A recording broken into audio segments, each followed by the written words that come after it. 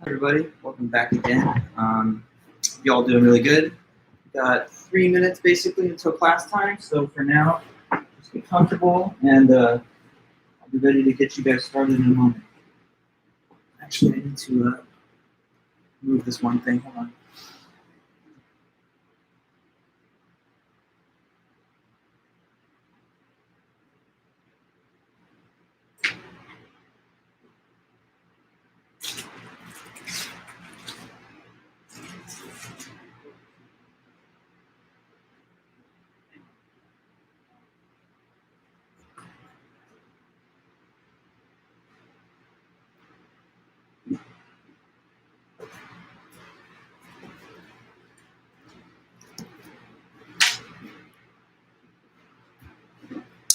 Good evening, everybody. Good to see you guys again. Just a couple minutes, and we'll be ready to roll.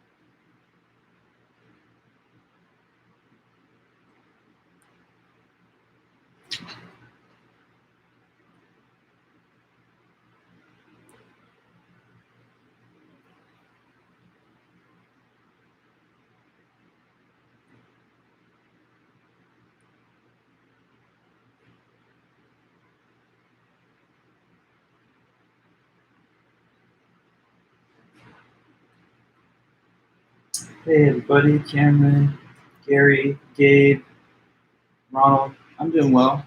I'm glad to see you guys are back here. I'm just doing one little quick um, task in my records. Just take me 1 second.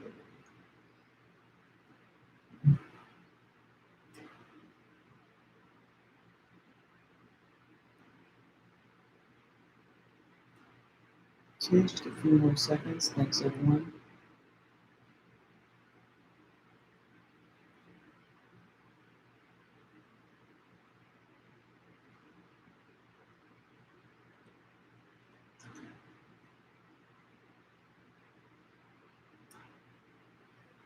Okay, guys. Well, welcome back again.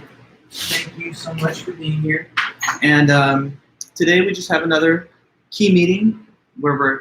Oh, hi, everyone. Elena. It's funny. Yeah, no worries. We all have a couple typos once in a while. When is the midterm, Cameron? It's in 2 weeks. The midterm's in 2 weeks, and I'm going to send you guys the study guide in the morning. So my plan is, you'll have it tomorrow morning, and then you'll possess the study guide for 2 weeks leading into the test. I'll be done grading everyone's essays that you turned in mid next week. So you'll get those back, and I'll post grades, or you can check in with me to receive your score on the first essay. And yeah, the study guide I'm sending out later tonight or in the morning latest. So we'll have plenty of time to go over that study guide of, designated a review session prior to the test. It is not multiple choice, it's long answer, definitely long answer. And I'm just pulling up my copy of I'm sending out the study guide by Titanium announcement. So it'll be the same way that you guys have received other announcements from me throughout the semester. So it'll appear in your school emails, but it'll be shown as a class-wide announcement to everybody. So yeah, the midterm is on the 20th. Today is the 6th. We're definitely all on schedule, and you'll have the study guide. The study guide is going to show you all the possible questions that I could ask you about on the test. So they're going to be the verbatim questions themselves, not modified for the exam. But I'm going to give you a big master list of questions that's going to be like 40 or so. And then I'm going to take from that list a selection of between 8 or 9. And then you'll have to answer some of the ones that I choose. So basically that's it. So just to repeat what I've said here. Sending the study guide within the next day, within the next 24 hours. Is it going to be on Titanium or through an email? I don't know what this distinction is. Titanium sends emails. So I'm going to be on Titanium. I'm going to post an announcement, and then you're going to see the announcement either on our Titanium page or as an email. So Isn't that correct, everybody? You receive class-wide announcements in your school emails, so it's going to be posted as a, like as a class announcement. The document will be attached to the announcement, so you'll simply click the document, you'll download the file, you can view, print, or download it, and then you can get started studying at your leisure. You'll see it in both systems, so no question, you're going to get that study guide, and it'll be there within 24 hours. Okay, let me know. Anything else that is on your mind or that I could help you with? Well, you'll let me know in this chat. I'm paying attention to it, so as questions arise, comments, or anything else, I just deal with them and take them as they come. So feel free at any point. I'm always inviting you guys to engage in the lecture. How many questions will it be? So I was just trying to say that I'm going to take a list of 40 that you guys are going to have as your study guide. Then off of that list, I'm going to select, like, I don't know, 10 or something. And then it'll say on the day of the test, answer 7 of these 10 questions or something along that line. So basically, it's going to be 7 or 8 questions for you to answer out of a curated list of 10 or 11 options. So you get a little bit of choice in terms of which questions that you choose to report on. If I give you a list of 10 and I say answer 7, then you can not report on 3 that you don't like so much, or whatever. If I give you 11 and I say you have to answer 8 of these, then you can choose which of the 8 that you want and not the other 3. Short answer. People keep saying short answer. I don't know what your definition of short answer is, but it's their written answers, and they should be the longest answers that you can write. So short, medium, long, they should be good answers. They should be thorough and detailed and accurate answers. I don't want to say short because some students hear the word short and they're like, okay, it just needs to be a sentence. These are arguments in philosophy, so you have to explain them until you're done. And so there's no specific length in a philosophy class. It's not like writing a definition or writing out a math answer. You have to explain this thing as though you're teaching it to somebody, like I'm teaching it to you. So have a discussion, have a little analysis, and just get all the points correct. But it's a little premature to talk about all of that until we get the study guide out there. It's not really free response either, Brooklyn. No, it's factual response. You have to correctly explain the arguments from the book. So you're not going to state any opinions. You're not going to be like, here's what I think. You're just going to say, here's what the author said, and you're going to tell the reader what the author wrote and explain his ideas. So there's nothing really free about it. There's no freedom. You just have to say what the author said and just know what they said and explain it in your own words. Okay, so just a couple of points. We're getting closer to the midterm, but not to worry. There's plenty of time, and these questions, we're going to go over them in a lot of depth. So let's resume with the last lecture and continue from where we broke off. Worry, just the single word worry. Don't worry. Is what I was trying to say, Iris, but I'm sure that that's what you meant. Or if you just mean worry with that ominous period at the end, then that is something to worry about. Okay, but yeah, back to philosophy.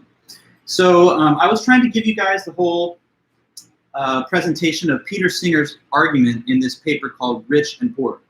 So we started this whole topic by going over the debate. Do we have a moral obligation to assist the third world global poor? Peter Singer thinks that we do. And when we finish him today, we'll talk about Garrett Hardin, who says, no, we don't. We don't have that obligation. So these are two different disputed contrary positions on this question. So Peter Singer, when he begins, he just tries to lay out the facts in the actual data about poverty versus wealth. So he starts by mentioning what absolute poverty is, and the concept of absolute poverty is just not having enough income or wealth to meet the basic human needs of food, clothing, and shelter. There's a lot of people living in the planet Earth in that way. Sorry, Carl. Written factual answers with elaborated material and select questions that you'll give out that's very unique. I mean, yeah, I don't know. Is it unique? I mean, I don't see how else you could really do it. You have to report on something, right? You have to know something in this class. So what you have to know is about the essays that I'm teaching you. Like, you have to be able to tell somebody, here's Peter Singer's argument for helping the poor. Here's St. Anselm's argument for proving that God exists. Like, let me just give you an example. On the study guide, one question could be, explain Taylor's cosmological argument. And so you would say, okay, well, suppose that somebody saw a sphere in the woods, they would wonder how it got there. This shows us the principle of sufficient reason, which says that everything that exists has to have a cause. Now, there's contingent and there's necessary truths. Contingent truths could have been false, but necessary truths have to be true. The universe is contingent. According to the principle of sufficient reason, it thus must have a cause. But what could its cause be? Well, it can't be the universe itself. It can't be something contingent, because that would lead to an infinite regress, which is impossible. So therefore, the cause must be a necessary being, and that's God. That would be like one question. For example, or if I ask you, tell me what Anselm's ontological argument is, then you're going to say, St. Anselm wrote an argument which said that the definition of God is the greatest conceivable being. He says everyone understands that that's the definition of God, whether they believe in him or not. So some things exist only in the mind, like a leprechaun, and some things exist in the mind and in reality, like this hoodie. Well, it's greater to exist in both. Since God is defined as the greatest conceivable being, he must exist in both, because if he didn't, then the greatest conceivable being would not be the greatest conceivable being, which is a contradiction. So therefore he exists in both, and he actually is real. You know, you just have to give the information that the authors talk about in the books. And they say something specific, they say something definite, so you just have to tell me definitely what they did say. There's a correct interpretation to their ideas and their words. So sometimes people take philosophy and they think, this is my chance to just sort of chill and like think about stuff, and there's no real definite information that I'm responsible for. But that is not correct. Philosophy is just built on writings. You have to know about the writings, and you have to be able to tell people what the writings say. Otherwise, you didn't learn about them. And that's how I'm testing and proving that you know about them. So we're going to go back to that. We have a lot of time to go back to that. But let me just continue to go over the review of the Singer so that we get this information on the table. Okay, remember now, Peter Singer wrote the paper, Rich and Poor. So let me just put that here.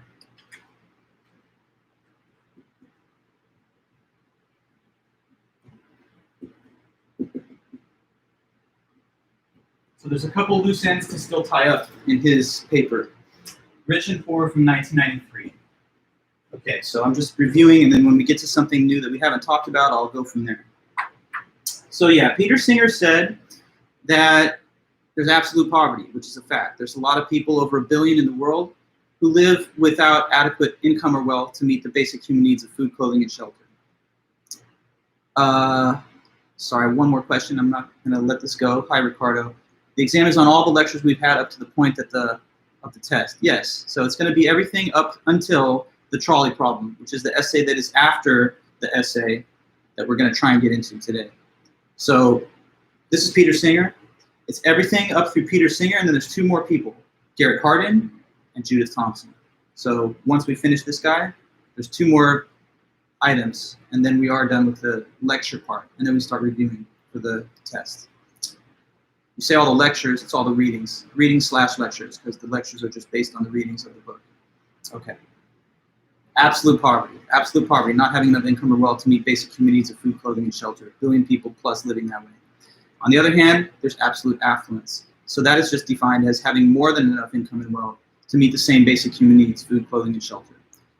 Now, while there's over 1 billion people living in absolute poverty, there's plenty of people living like us, meaning that we've got enough money from our income, our wealth, or a combination of the two to get the basics dealt with, food, clothing, and shelter, the absolute necessities. But then we also have money left over to buy all kinds of just random things that we want that we don't necessarily need. Extra clothes, technological stuff, entertainment, and so on. So the question then he raises is this: should we be helping the poor a little bit more than we are? Do we have an obligation to assist by means of diverting some of our surplus wealth to the cause of poverty reduction? He says that we probably do have that moral obligation, and he poses the possibility, is there any comparison to be drawn between killing and failing to assist? Because when one kills, they cause a death. But when you fail to assist, you don't prevent a death that you could have prevented. So is there any way of looking at those 2 things as similar? Having put that point there, he says, well, they're not quite the same. There's some differences between killing and failing to assist. And he mentioned, I think, 5 of those. Now, he just mentions these because he wants to pay lip service to the idea that perhaps killing is worse than the failure to assist. But he ultimately wants to return to his claim that although killing is worse, if you had to compare it with failing to assist, that doesn't remove all the blame from the failure to assist. There's still something significantly wrong with that. So these differences that he talked about, if you guys remember, was different motivation. Killer wants to hurt people. Person that fails to assist just wants to get stuff for themselves, not really trying to hurt anyone. Different level of certainty of the outcome. If you go out trying to kill people, some people are definitely going to be hurt, almost certain. But if you fail to assist, maybe nobody really would have benefited from the project anyway, And so the withholding of aid might not really lead to harm, or at least it's not as likely as in setting forth to kill. It's not hard to avoid killing, but it's hard to save all the lives that you can. That's another possible difference between the two cases, because it's so simple to just not hurt people or kill them. You just don't have to do anything to do that. But to assist requires action, effort, giving of money and time. So one thing's hard, the other's not. You can also say it's not my fault that they're poor, and that's why I don't have to help them with my money. But you couldn't say it's not my fault that people are dead if you killed them. So there's another difference there. And did we talk about, identifiability of the victim? That's another one. Maybe no one in the world can say who's dying because you're not giving money. But nonetheless, even if we can't, but if you kill people, right, there's definitely victims, and we can associate them with the action of the killer precisely. Now, in view of all those differences, Singer says none of them really show that there's nothing wrong with failing to assist. They may show that it's not as bad as killing, but not that there's nothing wrong with it. And so, like in the case of identifiability of the victim, I try to give you this case of a person who, let's say, recklessly goes around with no mask, and then if people got sick, they might say, well, who knows if you really got it from me or not. We can't trace a connection between your exposure to me and getting the virus. You might have been exposed to it by other people out there. But even though we can't precisely identify who the victims are in that situation, it doesn't take away the blame from the person who acted so recklessly. So when you fail to assist, it's similar. You could say that I can't show you a list of people who've died because you didn't give aid, but you contribute to the likelier outcome of that happening when you don't give the money. So adding that additional risk is to some degree wrong anyway. Certainty and motivation, he talks about drunk driver versus homicidal driver. In those two cases, it's the homicidal driver that has a worse motive and is likelier to hurt people. But that does not mean that the drunk driver is off the hook for moral responsibility. He's still doing something wrong and bad, even though there are other things that could even be likelier to cause harm or that are done with a more malicious intention. So yet again, killing is more evil in terms of its intention and likeliness to cause death than failure to assist. But by comparison to this example, it's still something significantly wrong. And he also had things to say about the other points, but we can just kind of continue because I want to jump into the next part of the lecture. After that, Singer presents his argument that we have an obligation to assist. And you guys may remember the structure of the argument. It said 3 premises and then the conclusion. So the first premise said that if you can prevent something bad without making a comparable sacrifice, then you should. And then it continues by saying absolute poverty is bad, and that we can prevent some without making comparable sacrifices. So therefore, we should prevent some. Question, did I talk to you guys about the drowning child scenario to help explain his argument there? I think I did, but just quickly let me know. Drowning child hypothetical? Remember that one from Thursday? I'm just trying to bring us back into these meetings over the weekend. We kind of lose focus a bit. So, well, Ricardo, you say review, please, but did I at least talk about it is the question I'm asking. Anybody give me that fact? If I didn't, that's fine. Not sure? Okay. Well, Ricardo, you say that I did, but that it wasn't memorable. And some are saying just that you don't remember it at all. Okay, well, how about the obligation to assist argument? What about that? What about the argument itself, listing 3 premises and then that conclusion that we should prevent some absolute poverty? Do you have memory of that? How about I'll ask it a different way? What's the last note that you do have? Or if you can't tell me, I can quickly look it up. But I just thought you could jog my memory. So wait, you're saying yes to what question? I'm sorry. That I presented the argument. Okay, good. So let me then just reinforce the argument by some discussion of this example that he gives. Differences between killing and failing to assist is where you saw us end.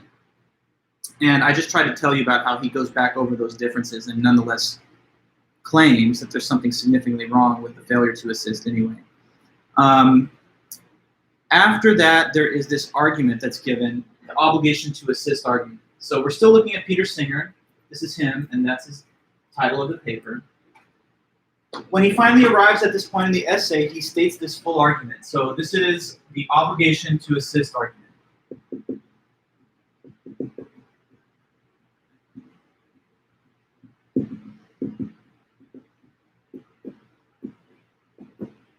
the whole beginning part of his essay kind of sets us up to this point. So we do have a moral obligation to assist the poor, according to him, but it's based on the logic of this argument. So the first premise says that if we can prevent something bad,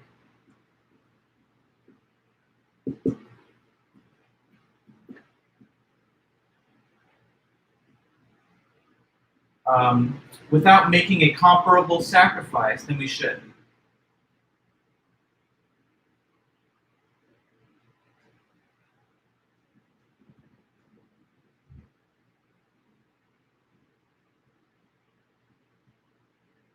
Okay? And the second premise says that absolute poverty is bad.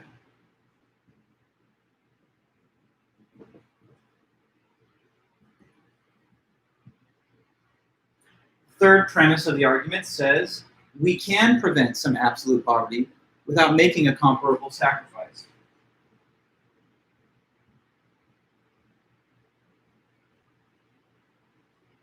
So I'm just going to abbreviate AP, absolute poverty, without making a comparable sacrifice. Okay, so can we just deduce this conclusion of this argument?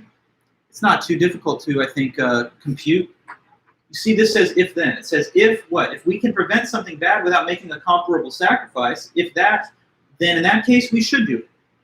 Second premise says absolute poverty is bad. Third premise says, by the way, we can prevent some without making a comparable sacrifice. So therefore, down here will be their conclusion. Let's deduce this conclusion. If we can prevent a bad thing without making major sacrifice, then we should. Absolute poverty is bad. We can prevent some without making comparable sacrifices. And so therefore, what is his conclusion? This is his argument. Not to say you agree or don't, but what would be the logical conclusion that follows? That we should prevent, yes, some absolute poverty, right?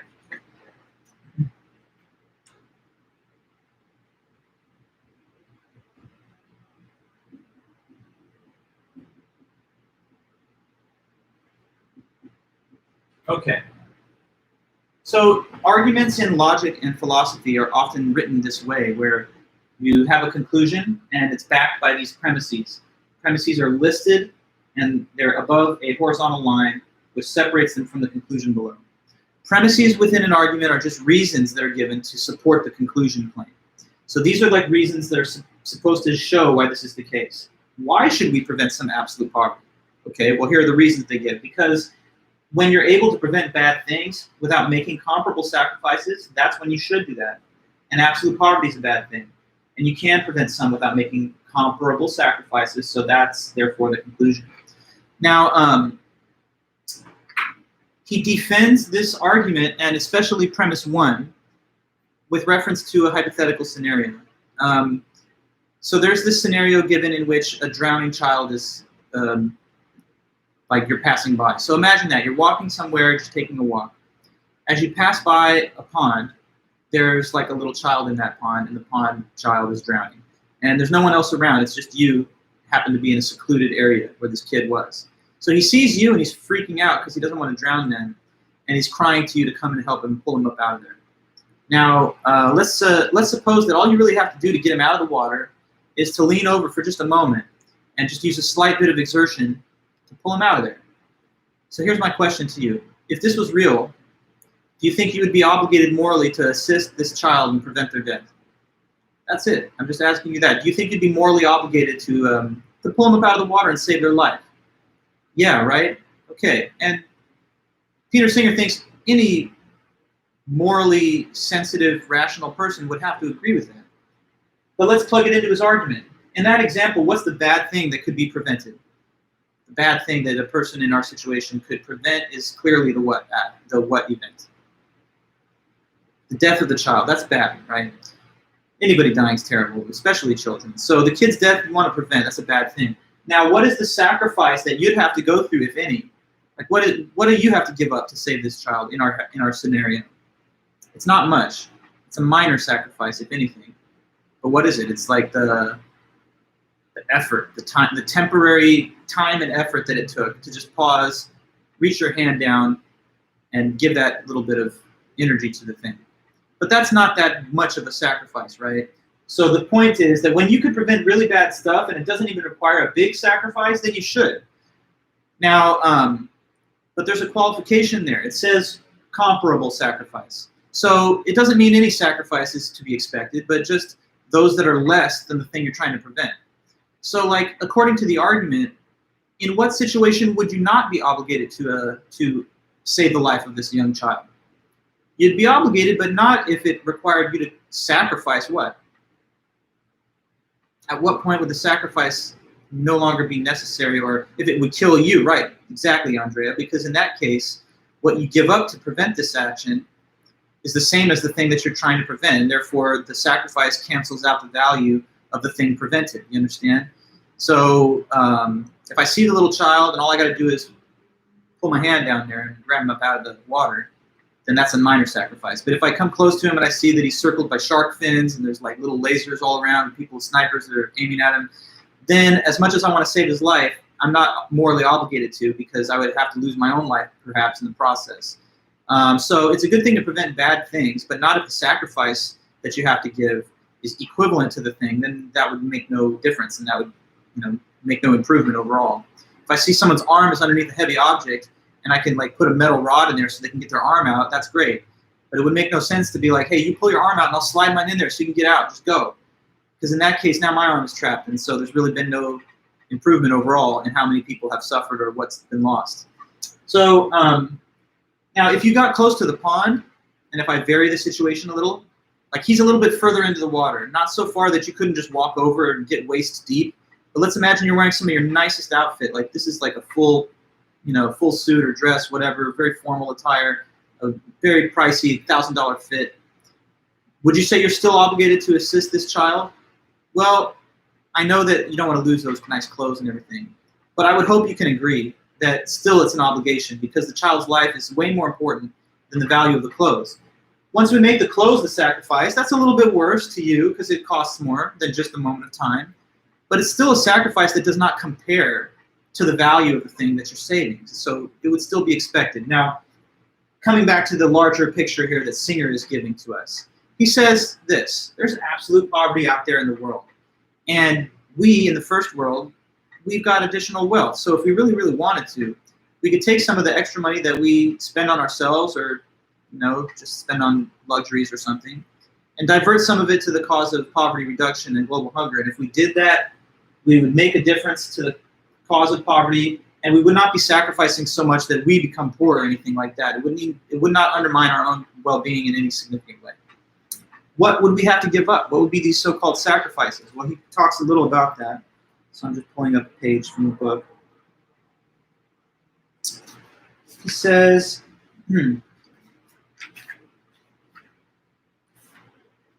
our affluence means that we have income we can dispose of without giving up the basic necessities of life, and we can use this income to reduce absolute poverty. Just how much we think we are obligated to give up depends on what we think is of comparable significance.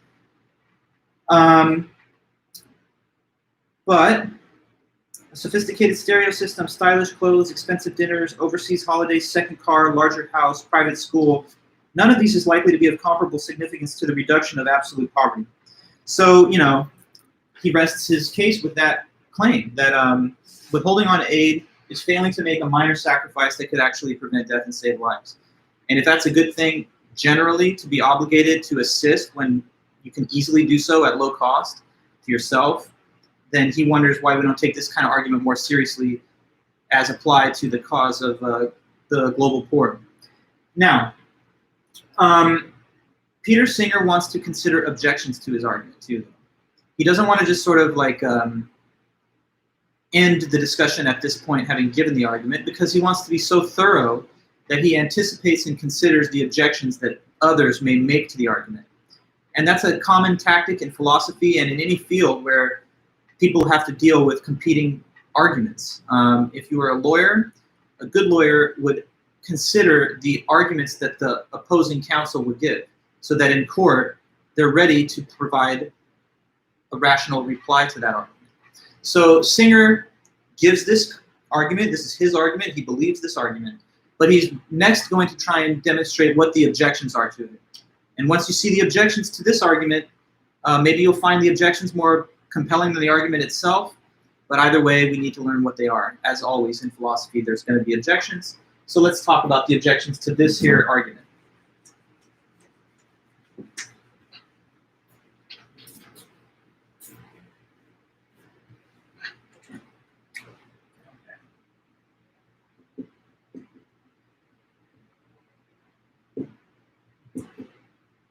I'm going to just call it obligation to assist argument, abbreviated OTA. So here, the objections that I'm going to put on the board are reasons that some find fault with the argument Singer gave just now. Like, what are some rational basis to dispute his conclusion? Now, in every objection, he gives it a memorable label, so something we can remember it by. And it gives a sense of the force of the objection to name. So the first one he talks about is taking care of our own. There's also property rights.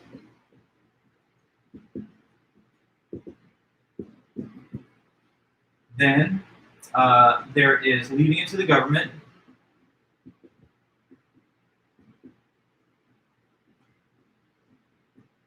And then finally, triage. Okay, so I'm going to walk us through these starting at the top. 4 philosophical objections to Singer's argument in favor of obligation to assist the poor. This one, taking care of our own. Okay, so imagine this critic or opponent of Singer giving this objection. Someone hears the argument and they say, you know what, I don't agree.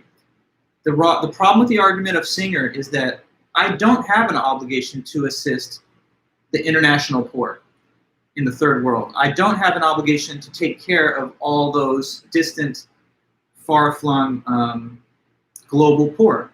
According to this objection, if I have an obligation to take care of anybody, it's not so extensive as that. It's more limited. Maybe a person could reasonably claim that I only have an obligation to take care of who? Based on this name of the objection, what do you think is the general idea here? Someone's position is that I don't have an obligation to assist the international poor, but just my own. Okay, good. Now what could be my own? You guys are starting with a very small group, my own family and kids. I mean, maybe. But if you wanted to expand it a little bit farther than just your nuclear family, very tiny group. Maybe you could also include friends. Okay, good, Andrea, loved ones and friends. And then if we wanted to even expand it a little further than that, you could say, good, like my members of my own nation, my fellow citizens, members of my community, maybe the domestic poor of the United States. But you might argue that that's as far as my moral obligations can really go. I may have obligations, yes, to take care of people, but only my own family, my own friends, and my fellow countrymen or women, but not the international community of poor people. So some would argue that. They would say, that's my objection. I'm not obligated to take care of everybody, but just my own, and my own is more limited, and it only extends as far, perhaps, if it even goes that far, as members of my own nation. Okay. Now another objection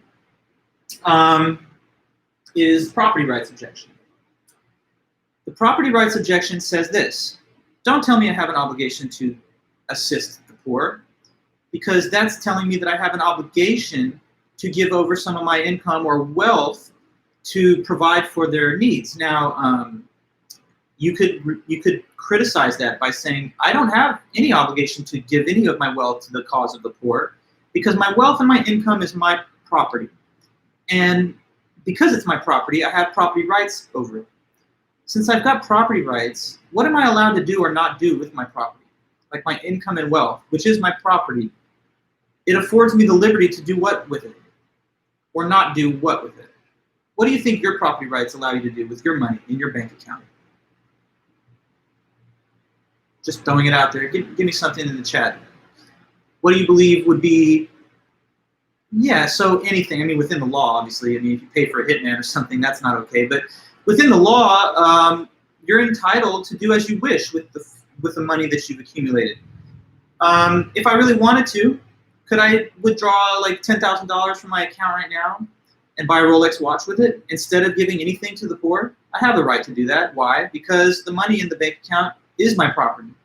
Do I have the right to take that same watch that I just bought for $10K and smash it with a hammer into tiny pieces? Yes, because once I own it, I'm also free to do whatever I want with it, even if it's something foolish, self-destructive, and not beneficial to anybody, even including me. So having these property rights, one could argue, gives me the freedom and the liberty to decline assistance because I'm entitled to withhold on giving my property if I don't want to. My property right gives me the freedom to be that way if I want. Now, sometimes people don't think of income and wealth as property. A lot of people think, well, it's the things that I buy. Like if I buy a car, now the car is my property. But understand that the wealth itself just sitting in your bank, which you could convert into goods or services if you wanted to spend it, the money is also your property. It's the same thing that can be used to purchase the goods and services, but even just sitting there as funds, that's your property because it's been derived from your labor, and so it belongs to you once taxes have been deducted from it. Okay, now a third objection, leave it to the government. Personally, me, when I think about how I would perhaps try to counter the ideas of Singer, not saying I don't agree with everything he's arguing, but in my own life, I give some charity to the environmental fund. Like I pay towards Environmental Protection Fund of California a little bit each year, because I think that's important. I've not ever established charitable giving towards international poverty or global hunger, not because I don't believe in that or anything, just I haven't done it yet. If I think about a person like Singer making the argument that I'm under an obligation that I'm defaulting on, I sometimes consider this to be one of the type of objections that I might rely on. Because, okay, what the objection here is saying is let's not place it on the burden of the individual citizens to be having this moral obligation. If anyone or anything should take on the obligation to assist the poor, let it be the government, the state, instead of private individuals on an individual basis. Why would there be a better basis to give by the government rather than citizens? Well, there's multiple good reasons. First of all, we'd all be mutually invested into the joint fund because it'd be collected from our tax revenues by the state. So there would be no feeling that some are in and some are out. There would be more reliability to the funding mechanism too, because when it's done as a government policy, then it doesn't depend on the sort of whims of a person's charitable impulses. Like a person can watch a sad movie today and then they're like, I need to donate. But then they watch like some really nihilistic horror movie tomorrow and they're like, nothing matters and I don't care. So a person can be here today, gone tomorrow when it comes to how much they would want to give. But a state is a more reliable funding mechanism because it's not just about an individual's impulses. There's also this problem that a lot of wealthy philanthropists will actually use the charitable aid that they give to some good cause as public relations cover for other less benign things that they do with their business or with their company. So many reasons exist to prefer government as the standard of giving than individuals. And then finally, there's this triage objection. Now, from the triage, that's one of the more sophisticated ones. So I actually have to draw a little diagram for you guys so that you understand what triage really is. Has anyone ever heard the word used at all? Triage? Have a vague idea maybe what it is? If so, put in the chat what you know about it, and you'll let me know. If you don't, then that's fine. It's a word that has to do with a policy that is used. Okay, so you've heard triad, but it's the only common ground there is just the root tri, meaning three. So let me just break it down for you, triage. Okay. Triage is a medical policy, actually, that's implemented in mass casualty emergencies, yes. So like, for example, many cases could necessitate triage. Suppose there was a terrorist attack or something, and all of a sudden there's just a whole wave of injured and dying persons in a very short, rapid amount of time that overwhelms the healthcare system to provide for those injured or wounded people. It's any situation which produces a surplus of injured and dying people that need care and a deficit of available medical personnel. It could also be in a pandemic like what we are in right now. Thankfully, I don't believe we've fully overloaded our healthcare system, but suppose that the pandemic reached the most, tragic heights that it possibly could. You could get a situation where hospitals are overwhelmed and there's just not enough doctors and medics to care for the overflow of patients coming in.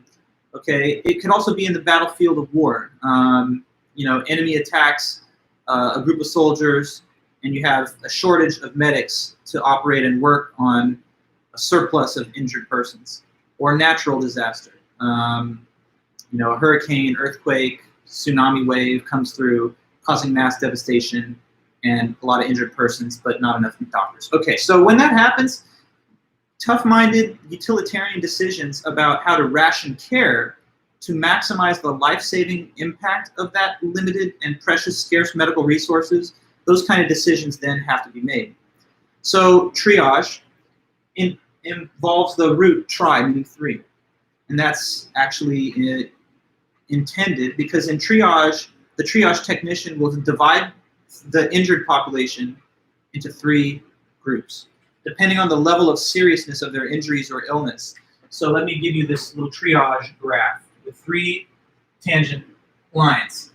So in this side, we're going to describe the worst case of injured or dying persons. These are people whose injuries or illness are so severe that they'll probably die even if you try to give them help. So injuries so severe that, and it's sad, but that they'll probably die. And important to include this, probably die even with help.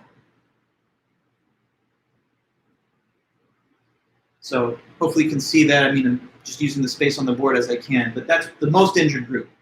Now on the opposite side of the spectrum here, we have to talk about the least injured, the people with the most minor injuries, the so-called walking wounded, right? These are people who've been hurt. Everyone on this whole spectrum is hurt or injured to some extent, but there's degrees. These are the people who've endured the most minor of the injuries, so they're not the most urgent case when it comes to needing help.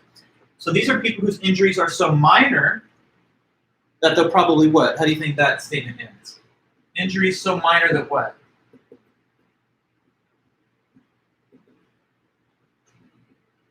That they'll probably, what do you think?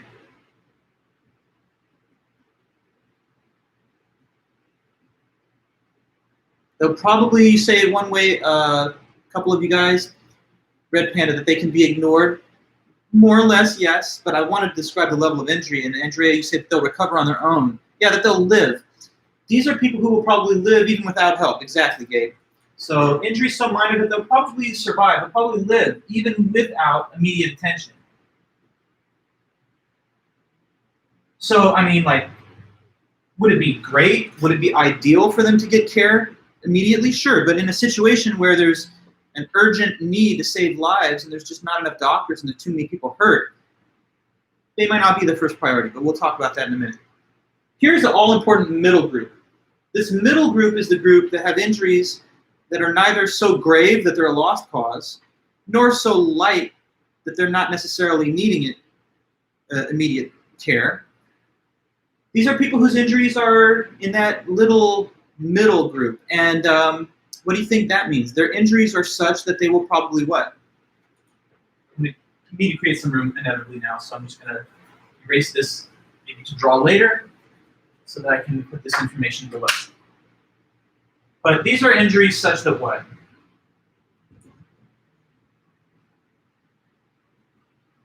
They can be saved if we tried. Good. So they'll probably survive, but only with the help.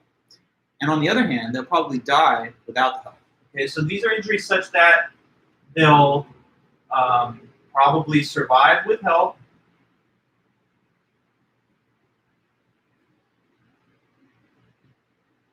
or die without it. Okay?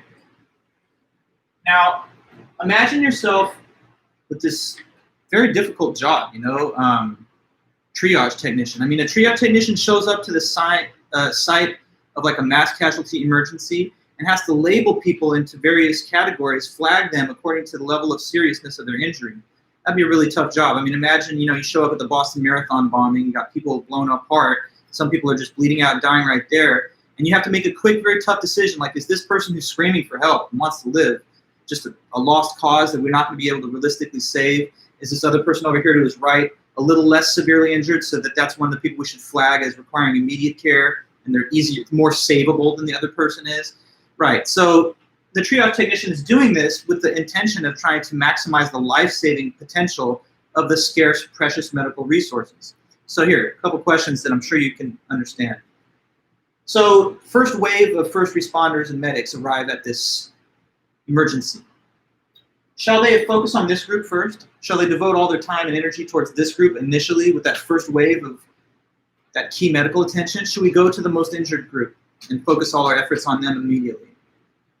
Yes or no, why or why not? Would that be the wisest, would that be the most rational thing to do in the effort of saving the most lives? Would it or would it not? Why or why not? Let me know. I'm asking that question. Should the first responders attend immediately to this group? So Brooklyn, you say no, but you put a question mark, like you're not confident. Let's give an affirmative reason. Why are you saying no? Why would it be not the best thing? Okay, good, and it's sad, but it's true, Andrea, because that group of people is likely to die no matter what you do. It's built into the definition of how severe the injuries are. So the point is, if you try to focus on them, you don't have enough doctors. While you're attending to these people that are just going to die anyway, the same amount of attention and care could be given to people that are slightly less injured over here, and that would more, likely flip them from the case of was going to die to will survive. So, you can expend a lot of energy on a lost cause, but there's other people here where the same attention, that short window of time and opportunity, could more effectively actually have their lives saved. So we shouldn't focus on this group at first because, unfortunately, they're just too injured, pretty much. They're too injured, and when you don't have enough doctors and there's lives to be saved, you can't necessarily spend all the time and energy focusing on people who are beyond help, unfortunately.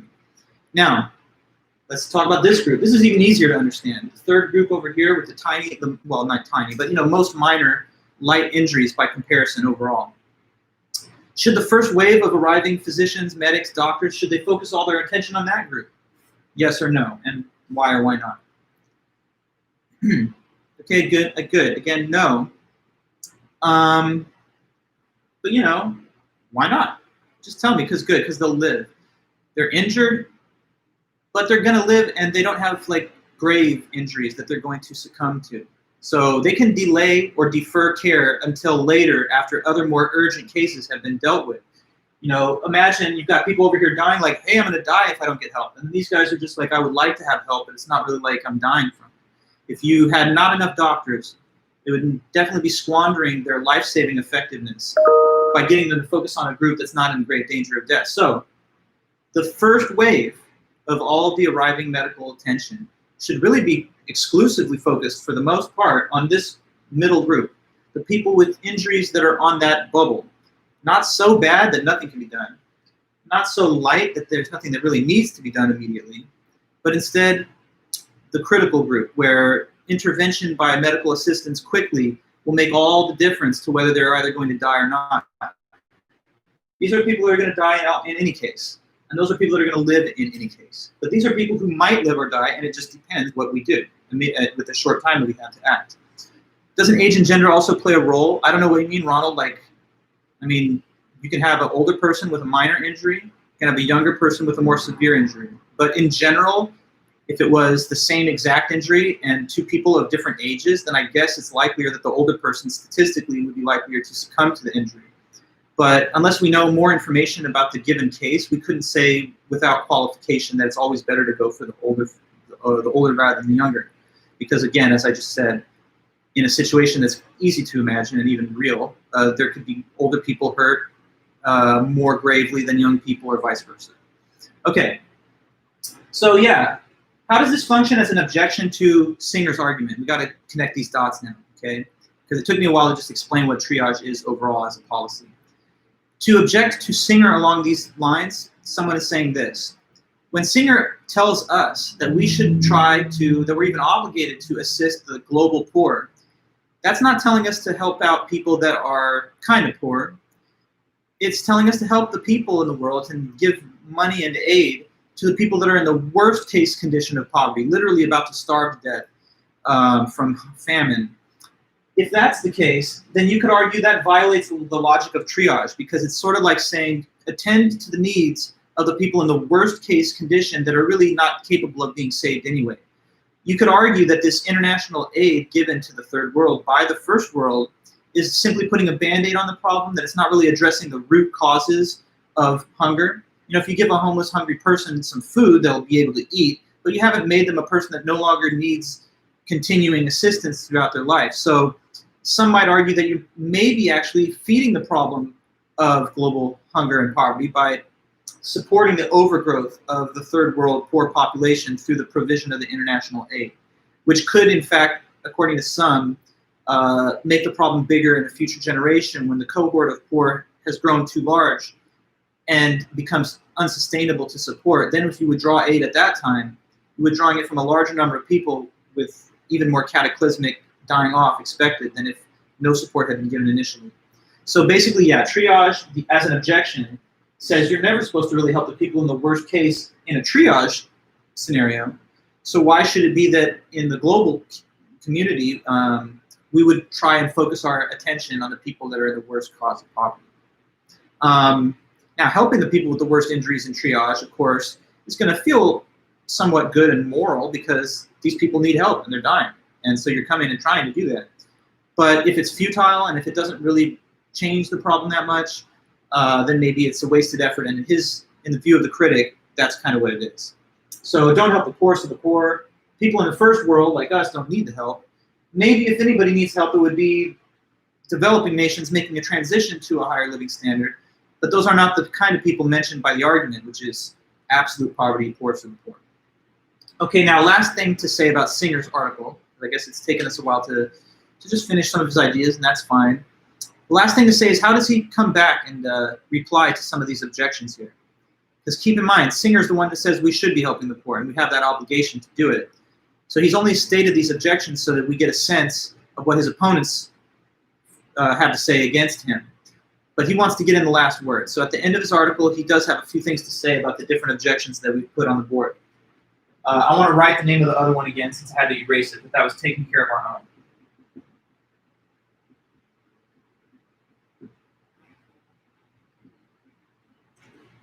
So let me just break down for you how he found a way of defending against all the different 4 objections there. I'm going to start with taking care of our own.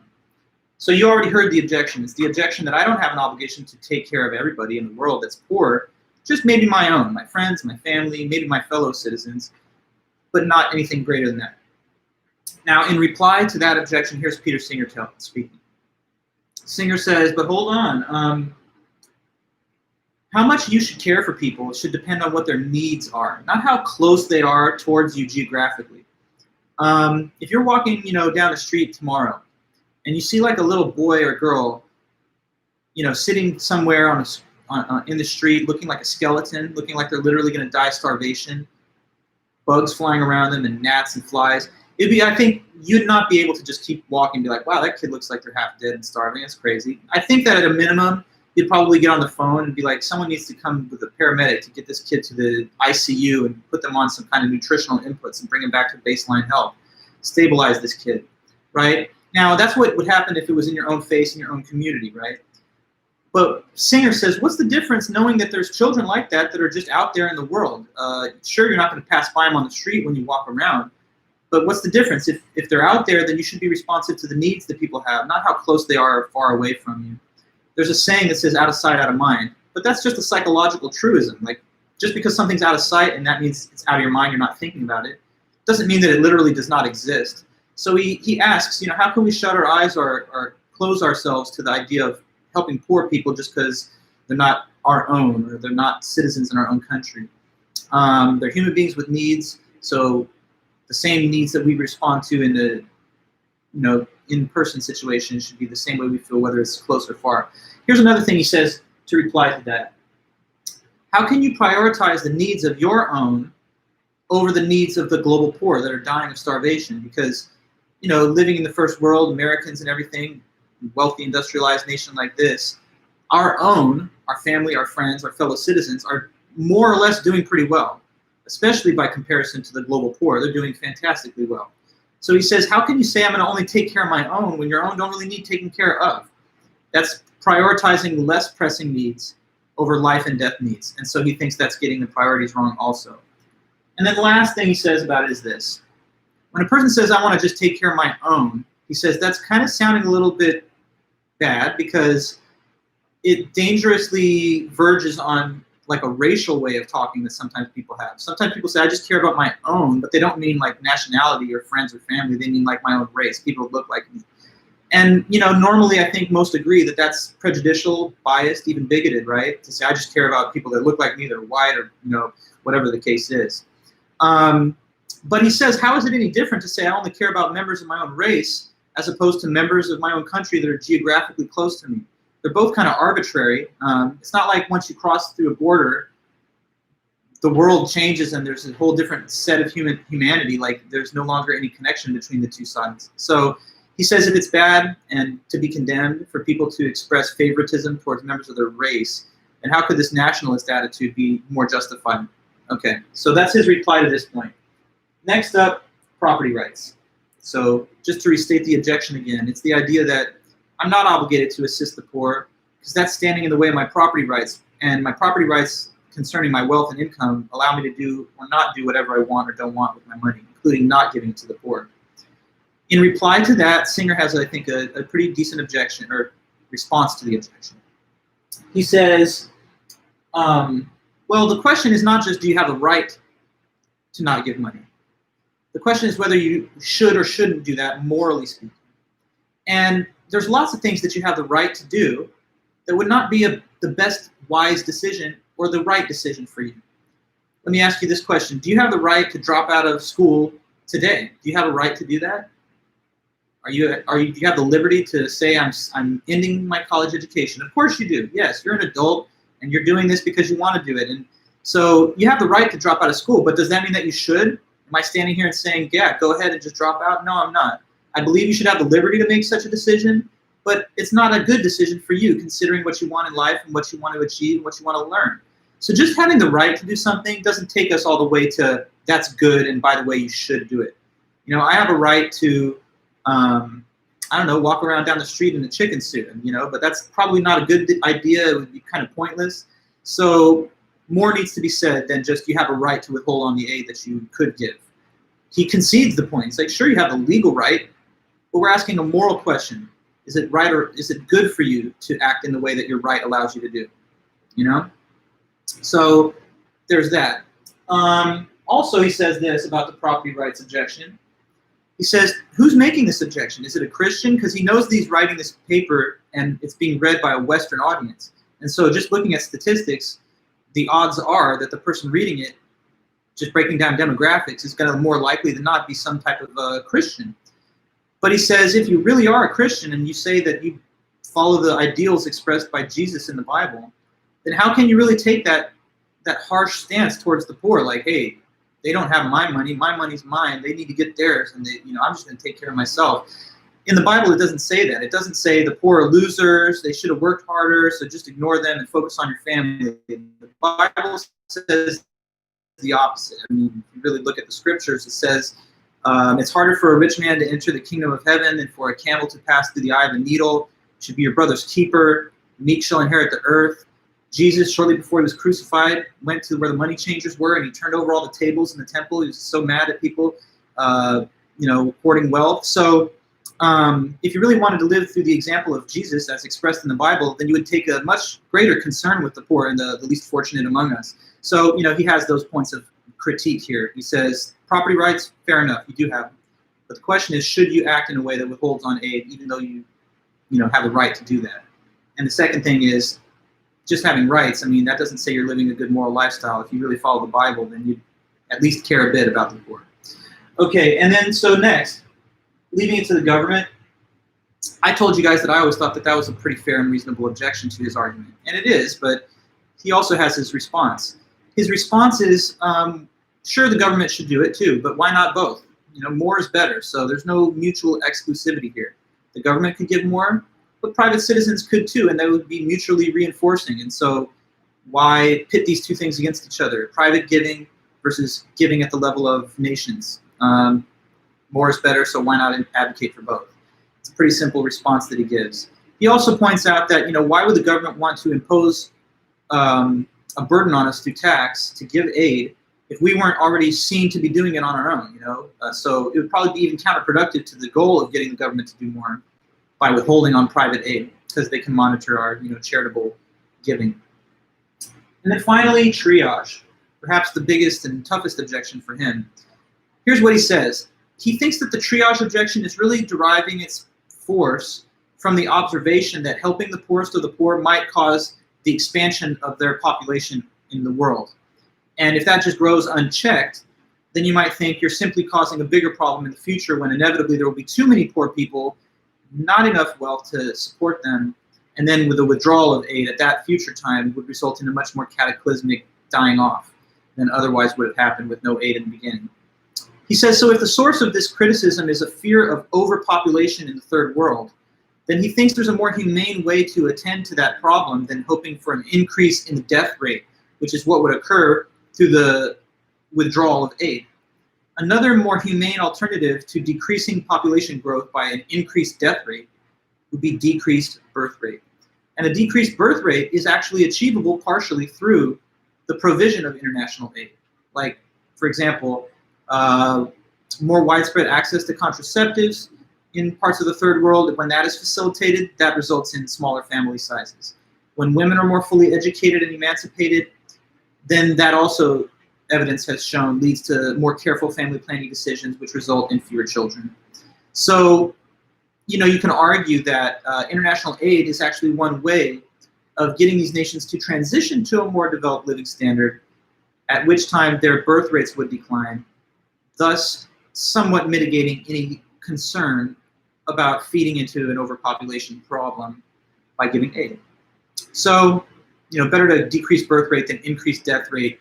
Increased death rate is the result of withdrawing aid, but a decreased birth rate is one thing that's achievable by means of the provision of aid. So there you have it. That's how he kind of wraps up. He thinks that he's done a comprehensive job giving the argument for obligation to assist, stating the best objections against it, and in his view anyway, doing his best to rebut the objections. But there's two sides to this whole argument and debate. And so we have a little time left right now, just 15 minutes. And I just want to at least try and set up the beginnings of the author that writes the opposite argument to this. Okay, so there's always got to be balance. We always want to look at both sides of whatever is being debated here. So we've seen one guy say we have an obligation to assist the poor. And now we're going to see somebody making the opposite argument. So this next author is this man. His name is Garrett Hardin.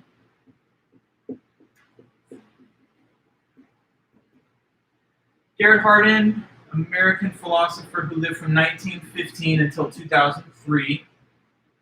And this paper that we are looking at is from 74.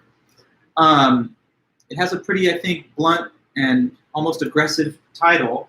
The title is Lifeboat Ethics, the Case Against Helping the Poor.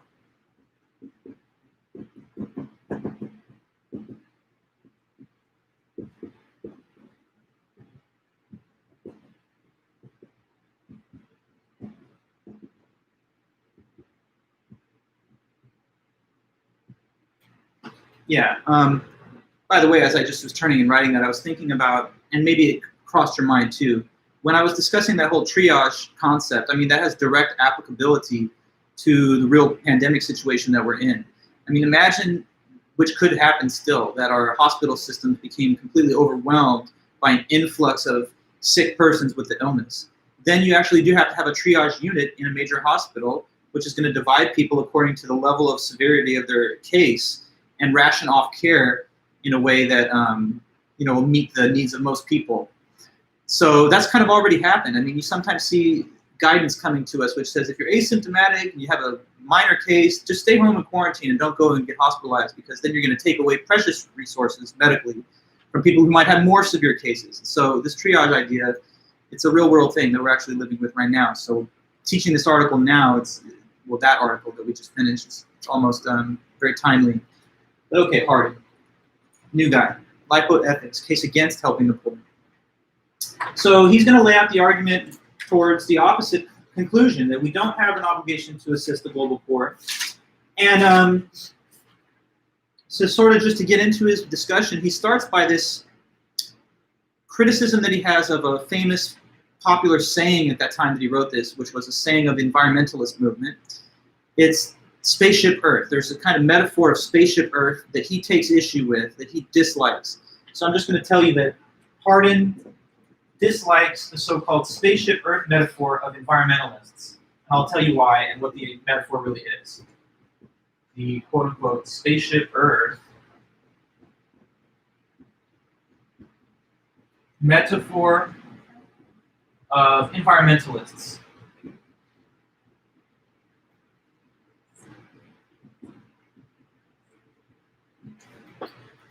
Okay, so the year is 1974, right? And he's writing this paper, and environmentalism is at that time in our history just kind of gaining more traction and becoming a more widely discussed issue socially. There's very good reasons for that. I mean, because for the big bulk of human history, really all the way up until mostly like the 20th century, there was not enough impact of human activity on the ecosystem to make environmentalism like a major calling or cause. Even in the early era of industrialization, there was some pollution and some industrial processes that generated waste. Some people didn't like city skylines as opposed to more pastoral landscape and all of that. But it wasn't like we were greenhouse gases were accumulating in abundance, or waterways were being destroyed, or hurricane cycles were getting all these way more aggressive.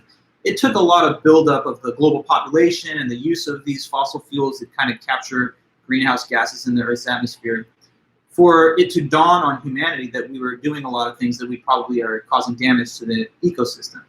But anyway, what I'm telling you is that for the longest period of human history, there wouldn't have been any awareness or consciousness of environmentalism because there wasn't yet, until we're getting close to the current day, significant enough impacts on the whole planet from human behavior. But now, as we get later in the 20th century, 70s and beyond, it's getting to be a bigger and bigger issue because there's more evidence that it's being done by us. Now, so enter the environmentalist movement, right? The nascent, incipient, growing environmentalist movement, which is making major strides in the 70s. There's one metaphor they used that he didn't like, and it's this spaceship Earth metaphor you see here.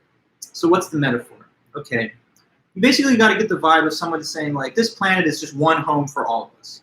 Spaceship Earth, maybe it's an awkward way of putting it, but the idea is we're all in this together on this one big vessel. Call it a ship if you like, a spaceship, because the Earth's floating through space. So we're all riding along on this big sphere-shaped spaceship. And if it's one ship and we all live on it and it's our common home, then we should take care of it as though it belongs to all of us and not just to some. So the spaceship Earth metaphor is supposed to impress upon us this view that if it's one planet Earth, today there are examples of metaphors that still have this kind of sound, like Mother Earth, our one home, there's no planet B. Maybe you've heard people say that. So, okay, it's our one home, we all share it. Thus, no nation, individual, or institution has the right to use, destroy, or waste more than their fair share of the Earth's resources. So this is supposed to be a call to conservation, sharing of resources, not to overconsume, to moderate the amount of waste that we generate. But what he says is that he does not like the metaphor, and there's reasons that he says he doesn't like it. He says that if we took the metaphor seriously, it would usher in what he calls self-destructive or even suicidal policies for the sharing of resources and wealth. He claims that this would advance the divesting of wealth from wealthier countries to create greater equality, but that would destroy the prosperity accumulated by the more wealthy countries, undermining their ability to provide that for people anywhere. As just it's not a perfect example, but suppose that you came home from doing errands throughout the day, and when you arrive home, there's a stranger in your house, not threatening you or anything, but they're just hanging out watching TV, and you're like, who are you? You can't be in here. You're trespassing. And they say, okay, well, I know I don't live here, but let me explain. You have a big house and you have some spare rooms that you're not even sleeping or using. Meanwhile, I'm homeless and I just sleep in the open air with no roof over my head. So how is it fair, for me to have nowhere to sleep and you to have like 2 extra bedrooms that are unoccupied? I think that that I have a right to it also, because resources should be shared. Now, you, of course, feel that there's no legitimacy to that argument. It's my private property. So this idea that you're entitled to the property that you have or the unequal wealth that you've amassed, he thinks that's kind of contradicted by the spaceship Earth metaphor. Another problem he doesn't like with the metaphor is this. In a real ship, a real spaceship or any ship, there has to be a captain that's manning the ship, that's steering it. A ship cannot be run by nobody, nor can it be run by like random committees. There has to be a central authority that guides the ship. But he says that's not how the planet Earth is anyway. The planet Earth does not have a central global authority like president of the planet Earth. There is the United Nations. He briefly mentions that. But the United Nations is not a real international authority according to him, because it doesn't have the power to enforce its mandates except by treaty and agreement of the member nations. So it's not really anything over and beyond the sovereign nations themselves. So he says, I have a different metaphor then to provide, which he thinks is better than the spaceship Earth metaphor. And in his view, it more accurately describes the dynamics of our global situation when it comes to rich and poor. So I'm going to erase this and start trying to slowly get into his lifeboat scenario that he thinks, gets us to the conclusion that we shouldn't feel any obligation to help the poor. Now, he refers to some just data, and this is more or less accurate. 2/3 of the world's nations are poor, so that's the majority, obviously. And then the other 1/3 complement are wealthy, with the United States being the wealthiest nation of all, so we're at the top of that wealth pyramid. Now, 2/3 versus 1/3. He says, I want you to imagine this hypothetical event so that you can sort of gain a sense of how to interpret our situation. Imagine that each wealthy country in the world was symbolized by a lifeboat. Okay, so like here, for example, is a lifeboat, and this is Lifeboat USA. There it is in the water. And there's you, or somebody, but let's say it's you. Who are the people that are in the lifeboat? Well, those are just the citizens of the wealthy country. And there's not only the one of USA. For each wealthy country, there's a different boat floating in the ocean. So you got Lifeboat USA, Lifeboat Japan, Germany, France, Canada. All the different first world industrialized nations with a good economy. They are symbolized in our hypothetical by a lifeboat. Who are the passengers in the boat? In the example, they stand for people that live there. But there's also other characters in the example. So he adds to this situation that there are people in the water, like seen here.